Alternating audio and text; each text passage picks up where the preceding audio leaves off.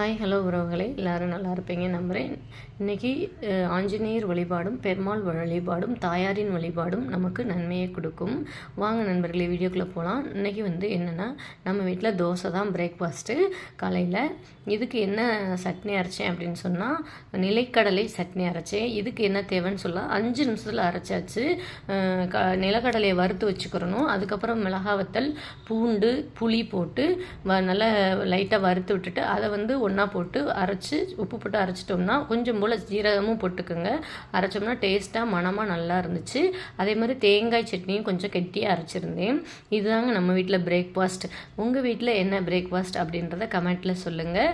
நம்மளுடைய வீடியோ உங்களுக்கு பிடிச்சிருக்கு அப்படின்னா கமெண்ட் பாக்ஸில் கமெண்ட் பண்ணுங்கள். நம்ம சேனலை சப்ஸ்கிரைப் பண்ணிக்கோங்க, லைக் பண்ணுங்கள், ஷேர் பண்ணுங்கள், கமெண்ட் பண்ணுங்கள். ஒவ்வொரு நாளும் தினமும் உங்களுக்கு ஒவ்வொரு வீடியோ பிரேக்ஃபாஸ்ட் லஞ்ச் கொடுக்கப்படும். தேங்க்யூ ஃபார் வாட்சிங் நண்பர்களே. பார்த்துட்டு கமெண்ட் பண்ணுங்கள், லைக் பண்ணுங்கள், ஷேர் பண்ணுங்கள் நண்பர்களே.